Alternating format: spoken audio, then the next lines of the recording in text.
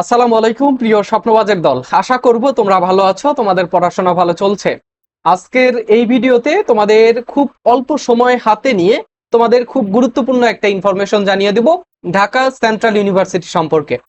Dhaka central university গত বছর থেকেই সেন্ট্রাল ইউনিভার্সিটি হিসেবে একটা তোমার রেসপন্স পেয়েছিল এবং আহ, প্রস্তাবিত ঢাকা সেন্ট্রাল ইউনিভার্সিটি হিসেবে নামকরণ করা হয়েছিল।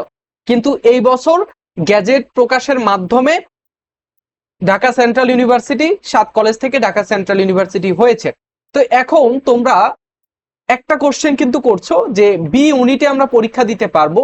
তো বি ইউনিটে আমাদের আইন এবং এ ইউনিটে যারা পরীক্ষা দিবে বিজ্ঞান থেকে, এ ইউনিটে কি সিএসসি থাকবে কিনা, এই ভিডিওতে আমরা আইন বিষয়ে জানবো এবং আইন থাকবে কিনা সেই বিষয়গুলো আমরা গ্যাজেট থেকে হুবহু আমরা দেখব। ওকে, আচ্ছা, গ্যাজেটের এটা এটা কিসের যেন নাম্বার, এটা কি পৃষ্ঠা নাম্বার না কি যেন এটা হইতে পারে।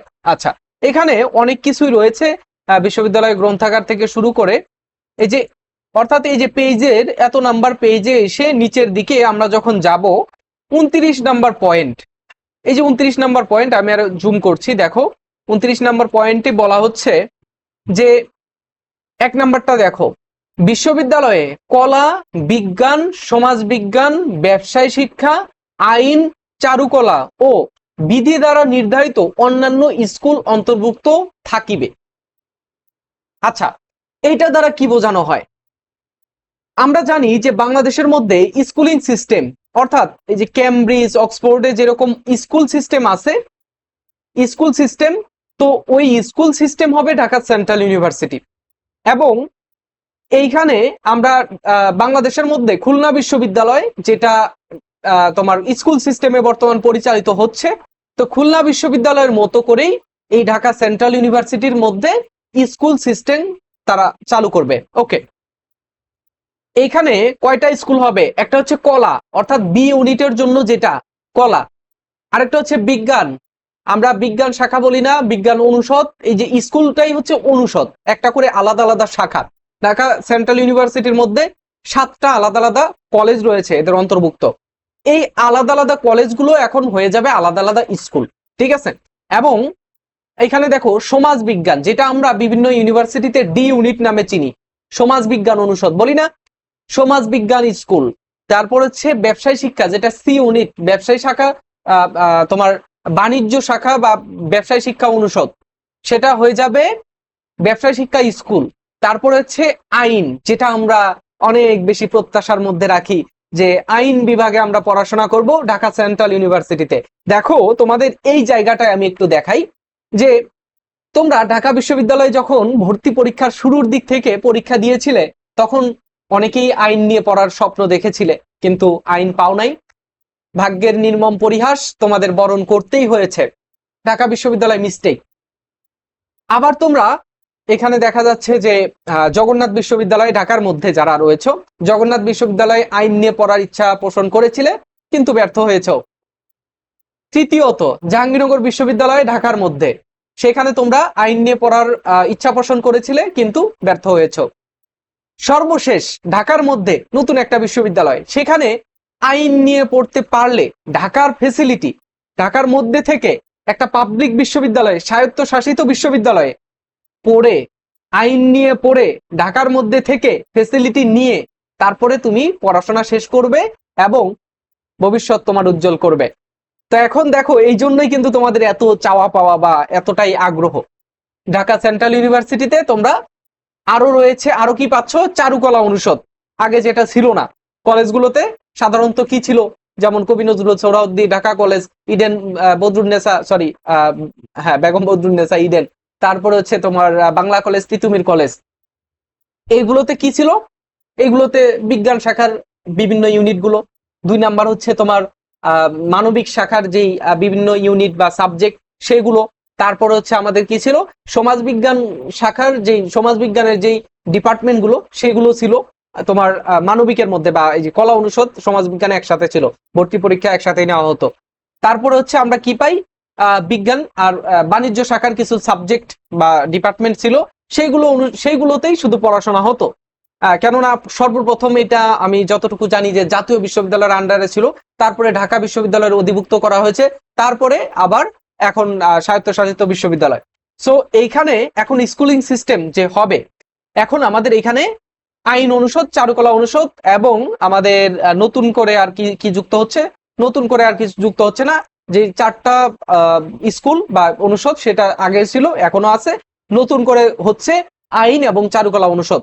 ঠিক আছে, এখন তোমরা অনেকেই এই প্রশ্নটা করছো যে এখানে আইন অনুষদ কি এই বছরেই চালু করা হবে কিনা। আমি যতটুকু জানতে পেরেছি যে এই বছর চালু করার সিদ্ধান্ত খুব বেশি পাকাপোক্ত হবে না, এবং এই বছর চালু করতে গেলেও সেটা আগামী বছর থেকে তোমাদের ভর্তি হলেও দেখা যাবে যে আগামী বছর পর্যন্ত তোমাদের ক্লাস করিয়ে গেল। ঠিক আছে, এবং আমি আচ্ছা এখানে আমার ওই তথ্যটা নাই, আমি যেটা বলছি সেটা একটু শোনো। যে শিক্ষার্থীরা, ঢাকা সেন্ট্রাল ইউনিভার্সিটির 7টা কলেজের শিক্ষার্থীরা তারা ভাবছে যে কবি নজরুল সোহরাওয়ার্দী কলেজকে আইন অনুষদের অন্তর্ভুক্ত করার জন্য। পুরান ঢাকায় কবি নজরুল সোহরাওয়ার্দী কলেজ, জগন্নাথের পাশেই যেটা আর কি। তো এই দুইটাকে আইন অনুষদের অন্তর্ভুক্ত করা হচ্ছে, মানে দাবি জানিয়েছে। এটা যদি কার্যকর হয় তাহলে বাংলাদেশে যত বিশ্ববিদ্যালয় রয়েছে, ঢাকা বিশ্ববিদ্যালয় বলো, জগন্নাথ জাহাঙ্গীরনগর আর ইসলামী বিশ্ববিদ্যালয় রাজশাহী বলো, ওইখানে যে আইন অনুষদে ভর্তি পরীক্ষা হয় সেখানে কিন্তু আইন অনুষদে বা তোমার আইন অনুষদের সাবজেক্ট অনুযায়ী 2টা বা 3টা সাবজেক্ট থাকে, তাদের এই সাবজেক্ট অনুযায়ী সিট সংখ্যা থাকে হচ্ছে 200 বা 300 এরকম, বিভিন্ন ইউনিভার্সিটিতে বিভিন্ন রকম। কিন্তু ঢাকা সেন্ট্রাল ইউনিভার্সিটিতে একটা ইউনিভার্সিটিতেই আইন অনুষদে 500+ সিট থাকবে। ঠিক আছে, এখন 500+ যদি সিট থাকে তাহলে তোমার চান্স পাওয়ার সম্ভাবনা কতটুকু? একটু জোর দিয়ে যদি পড়াশোনা করো, একটু জোর দিয়ে যদি তুমি আবার জেগে উঠো, তুমি এই যে বিশ্ববিদ্যালয়ে ভর্তি পরীক্ষা শুরু থেকে, মানে এই বছর তোমরা যারা 24 এইচএসসি 24 ব্যাচের শিক্ষার্থী, 24 না 25, সরি 25 ব্যাচের শিক্ষার্থী, তোমরা এই শুরুর দিক থেকে এখন পর্যন্ত যারা লেগে আছো তারাই সফল হবে। এখন পর্যন্ত ঢাকা সেন্ট্রাল ইউনিভার্সিটিতে তোমরা যারা ভর্তি পরীক্ষা দিবে তোমরাই সফল হবে। কিন্তু সফল হবে না কারা? যারা এই যে তাদের যে পড়াশোনা কন্টিনিউশন, এই যে তারা এই পড়াশোনাটা চালিয়ে যাচ্ছে না, এই যে শুরু থেকে এখন পর্যন্ত, তাদের দেখা গেল অনেকেই পড়াশোনা ছেড়ে দিয়েছে। সো তোমার এটা করা যাবে না। তুমি যদি ঢাকা সেন্ট্রাল ইউনিভার্সিটি বলো এবং অন্যান্য বিশ্ববিদ্যালয় যেখানেই, বা সেকেন্ড টাইম ভর্তি পরীক্ষা তুমি যদি দিয়ে থাকো বা প্রস্তুতি নিয়ে থাকো, তাহলে তোমার দেখা গেল যে এখন থেকে এই যে পড়াশোনাটা, এটা প্রত্যেকদিন একটু একটু করে একটু একটু করে চালিয়ে যেতে হবে। ভাই দেখো, সেই শিক্ষার্থীটা কোথাও সফল হতে পারে না যে অনেক মেধাবী কিন্তু ধারাবাহিকভাবে পড়াশোনা করে না, ধারাবাহিকতা রক্ষা করে না, সেই শিক্ষার্থী কোথাও সফল হতে পারবে না। ঠিক আছে, আমি চ্যালেঞ্জ করে বলতে পারি যে যারা পরিশ্রমী তারা মেধাবী না হলেও সফল হতে পারে, কিন্তু যারা মেধাবী পরিশ্রম করে না কিন্তু তারা সফল হবে না। আলটিমেটলি দেখা যায় যে তুমি যদি পরিশ্রমী হয়ে থাকো, তুমি যদি তোমার কাজের উপর আত্মবিশ্বাস রেখে তুমি যদি পড়াশোনাটা চালিয়ে যেতে পারো, তাহলে দেখা যাবে তুমি সফল কাম হবে ইনশাল্লাহ। ঠিক আছে, তো ঢাকা সেন্ট্রাল ইউনিভার্সিটির পরীক্ষা কবে হবে, কবে আবেদনের ডেট দিবে, কিভাবে আবেদন করতে হবে তোমার, তারপর হচ্ছে ঢাকা পরীক্ষার পরবর্তীতে সাবজেক্ট চয়েস থেকে শুরু করে কোন ইউনিভার্সিটিতে বা কোন কলেজে কতগুলো আসন রয়েছে, কতগুলো আসনে ভর্তি হচ্ছে, কোন সাবজেক্ট পাবে, সবকিছুই কিন্তু ফারুক একাডেমি জানিয়ে দেয়। দেখো গত বছরের ভিডিওগুলো তোমরা যদি ইউটিউবে একটু সার্চ করো ঢাকা সেন্ট্রাল ইউনিভার্সিটি অ্যাডমিশন লিখে, তাহলে প্রথম যে 5টা ভিডিও আসবে তার মধ্যে 3টা ভিডিওই আমার আসবে, 3টা অথবা 4টা ভিডিও আমার আসবে। ঠিক আছে, সো ঢাকা সেন্ট্রাল ইউনিভার্সিটি জগন্নাথের A to Z তথ্য আমি তোমাদেরকে জানিয়ে দেই, এবং অন্যান্য ইউনিভার্সিটির স্বাভাবিক প্রশ্নগুলো আমি তোমাদেরকে জানিয়ে দেই, বা স্বাভাবিক যে বিষয়গুলো তোমরা জানতে চাও সেগুলো আমি জানিয়ে দেই। তোমরা আমাকে একটু কমেন্ট করে জানাবে যে কি কি বিষয় তোমাদের তথ্য প্রয়োজন, সেগুলো আমি তোমাদেরকে জানিয়ে দেবো। আরেকটা বিষয়, যে ঢাকা সেন্ট্রাল ইউনিভার্সিটিতে তোমরা যদি ভালো কিছু করতে চাও, ঠিক আছে, ভালো যদি কিছু করতে চাও, তুমি চান্স পেতে চাও, তোমার অবশ্যই একটা গাইডলাইনের প্রয়োজন। আমরা ফারুক একাডেমি এবং লেভেল আপ অ্যাডমিশন স্কুল তোমাদের জন্য নিয়ে এসেছে এক্সাম ব্যাচ। গত বছর ঢাকা সেন্ট্রাল ইউনিভার্সিটিতে আমার এক্সাম বেসে সর্বপ্রথম অর্থাৎ ঢাকা সেন্ট্রাল ইউনিভার্সিটি যেহেতু প্রথম আত্মপ্রকাশ করেছিল গত বছর, আমি 300 স্টুডেন্টকে পড়িয়েছি। ঠিক আছে, খুব কম সংখ্যক স্টুডেন্ট পড়িয়েছি। 300 জন স্টুডেন্টের মধ্যে 2/3 অংশ বিশ্ববিদ্যালয়ে চান্স পেয়েছে। তাদের জন্য আমি পোস্ট করেছি, আমার পেজে ঢুকলেই তোমরা দেখতে পারবে যে 5ম স্থান অধিকার করেছে আমাদের মুহাইমিন।